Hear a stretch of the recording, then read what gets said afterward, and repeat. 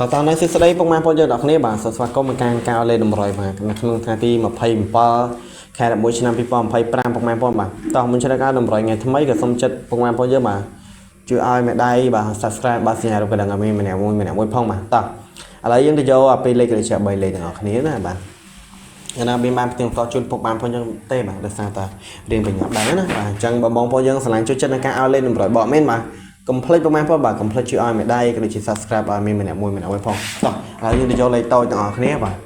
លេខតូចយើងមាន14គ្រាប់ដូចរកដងនឹងទេបាទគឺយើងមាន86 65 37និងការ4បាទតោះហើយធំគឺយើងមាន5 8 5ដូចជា8ការគុណលេខធំគឺយើងចាក់គុណពុកម៉ែបងប្អូនយើងកុំភ្លេចគុណលេខធំផងហើយសម្រាប់អុកខ្ទង់អាហ្នឹងគឺយើងលេងអុកខ្ទង់60ក៏ដូចជាអុកខ្ទង់30បាទអញ្ចឹងបើសិនជាមានពុកម៉ែបងប្អូនយើងឆ្លាញ់បាទលេខ100បកមានអីបាទគេអាចយកទៅលេងបានបាទអញ្ចឹងបើបងប្អូនយើងអត់ឆ្លាញ់ទេអុករំលងទៅបាទ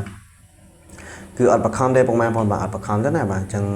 ដូចមាននិយាយអញ្ចឹងបាទឆ្លាញ់យកទៅលេងទៅបាទអត់ឆ្លាញ់ຕົកនៅហ្នឹងហើយបាទតោះហើយអរគុណច្រើនពុកម៉ែបងប្អូនគ្នាបាទដែលបានតាមើលបាទក្នុងវីដេអូបាទមានបាទជូនពរហេសំណាងល្អទាំងអស់គ្នាផងដែរបាទតោះអរគុណច្រើនជម្រាបលាបាទជួបគ្នាក្នុងវីដេអូក្រោយៗ